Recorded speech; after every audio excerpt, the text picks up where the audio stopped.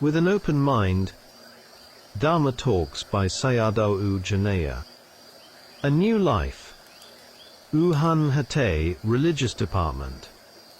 This is an article written by a research officer originally titled, The King Couple the First Knew.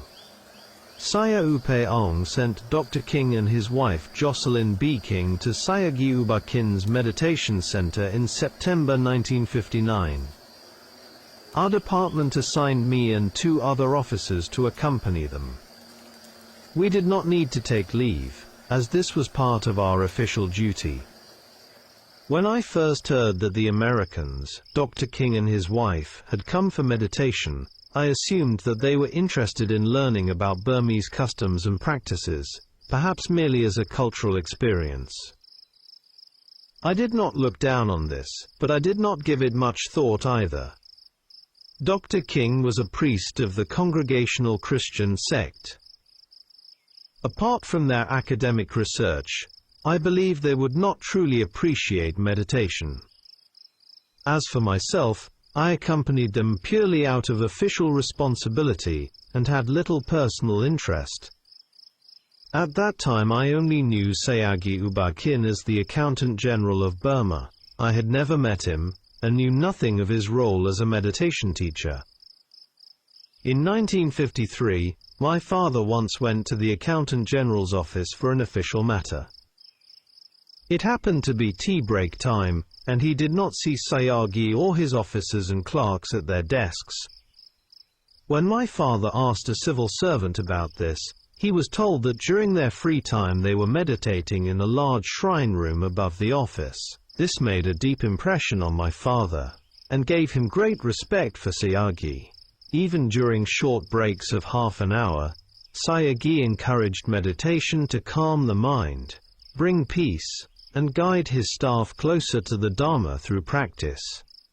My father later told us about this, but at that time I still did not know about Sayadaw's meditation center.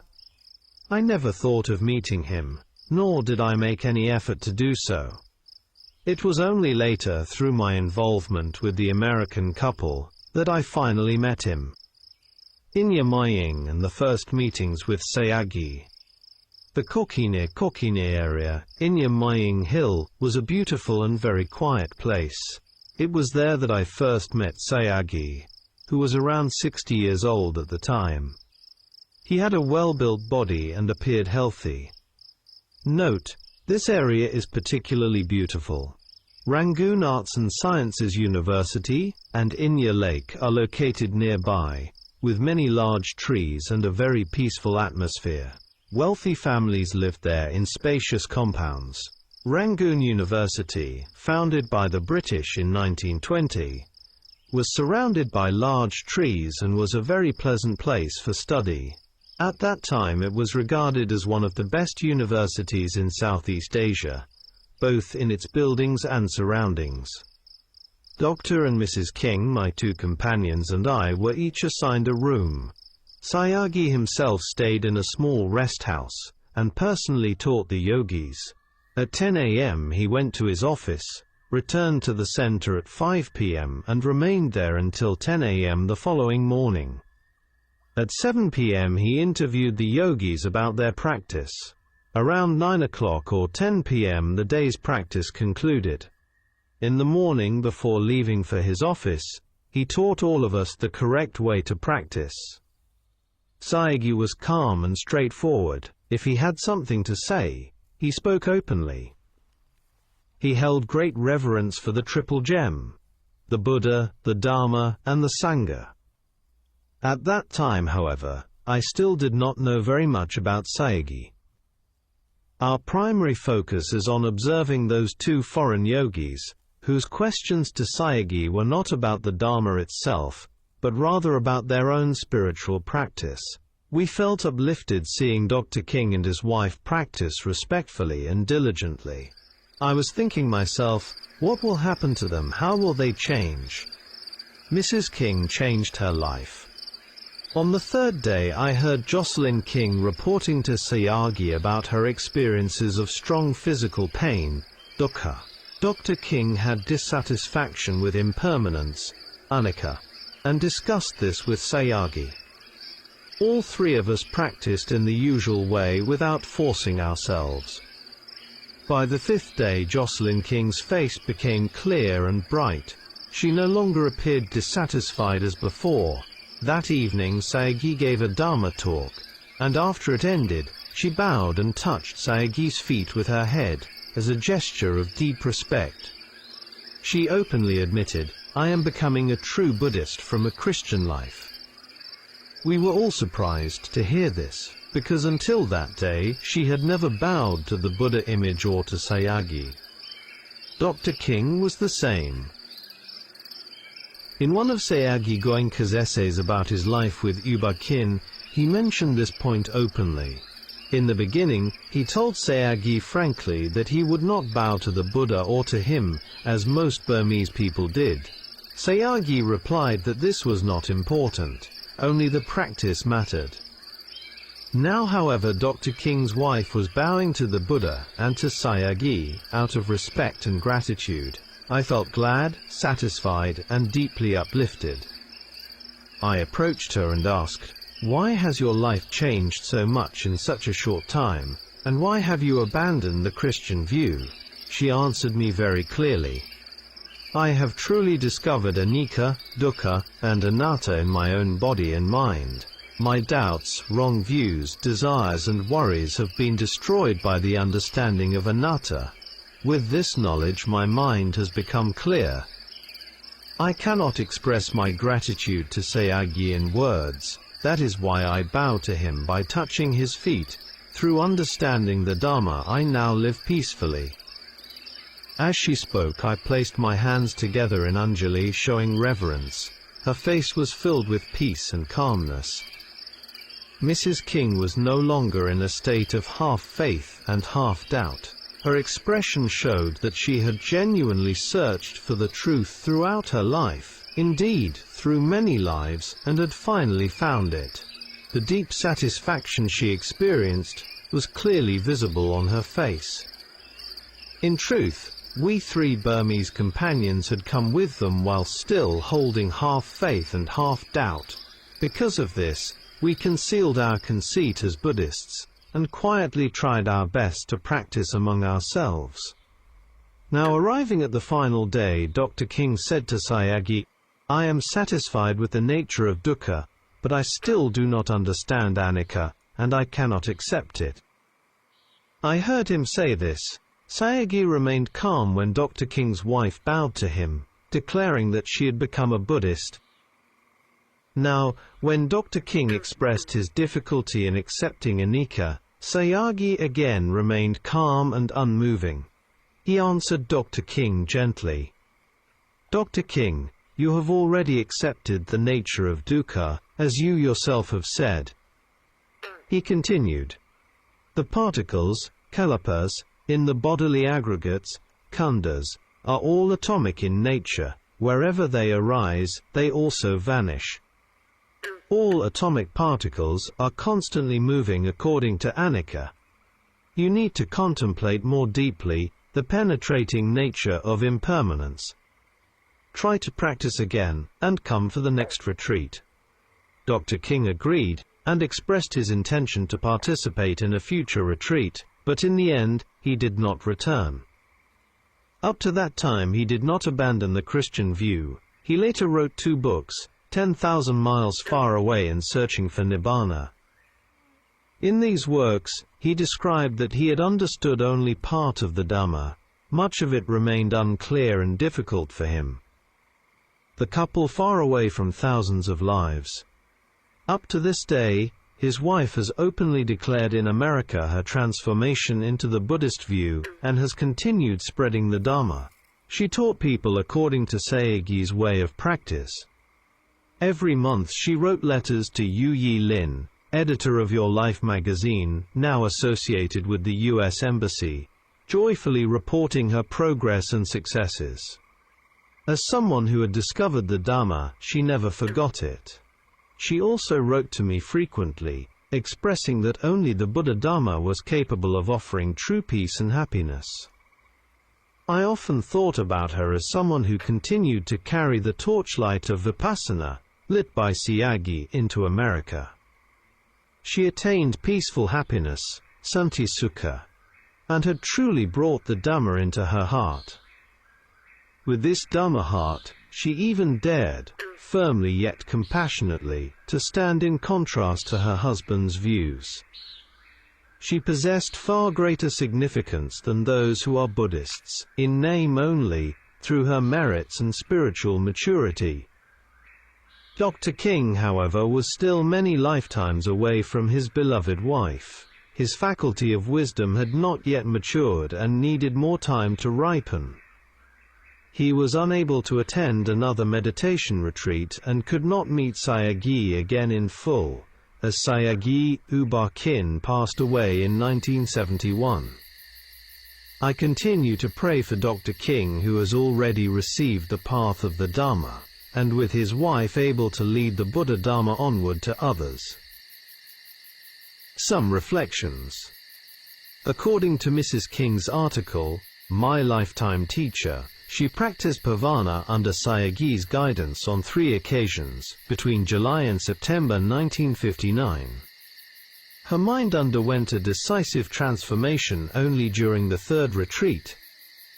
According to Yuhan Huntai's article, based on discussions between Dr. King and Sayadaw, including interviews concerning Dr. King's practice, Dr. King understood dukkha but not anicca.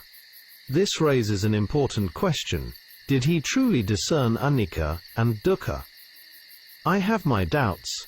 His experience of dukkha may have been limited to bodily pain alone. Without clearly discerning anicca, without genuine experiential understanding, it is difficult to let go of self-view. Like most people, one may continue to cling strongly to the notion of self. Here the importance of the teaching of Paticca-samuppada, dependent origination, becomes evident. This observation is not intended to criticize Dr. King, who remained a committed Christian.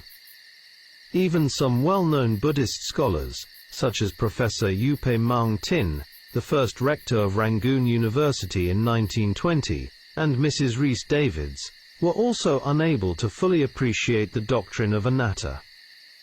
U Pe Maung Tin was a Christian who translated the Visuddhimagga into English. Even in his very old age, he still did not fully understand anatta. Eventually, he asked Mahagandhayon Sayadaw Jhaneyya about it, and the Sayadaw explained the teaching to him. This incident is recorded in One Life, One Sasana, the biography of Mahagandhayon Sayadaw, written by Venerable U Gosita. Regarding Mrs. Rhys Davids' wrong view, most Western scholars are already aware of it. Self-view, Sakkayaditthi, is deeply rooted in the minds of living beings. Therefore, it is extremely difficult to abandon and let go of it. This attachment even had a strong influence on the Bodhisattva and some of his chief and great disciples in past lives, despite their high level of spiritual maturity and perfection. Many examples of this can be found in the suttas and Jataka stories. Here, I would like to refer to one notable Jataka story, Ja. 544, Mahanaradhika Jataka, which contains many Dhamma points worthy of deep reflection. Among the 3 universal characteristics, non-self, anatta, and unsatisfactoriness, dukkha, are the most difficult to understand and appreciate. Thus, it is plausible that Dr. King understood dukkha, but not anicca, a point that remains doubtful. Most human beings perceive dukkha as sukha, failing to recognize the pervasive chaos, problems and suffering in the world. These phenomena can be clearly observed throughout human history. There is no need to look far.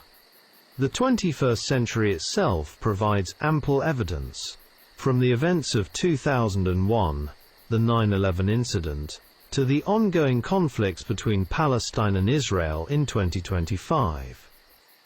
Human greed, hatred and delusion have increased even more than before, because people regard themselves and the external world as permanent, stable, and as possessing lasting happiness and a permanent self.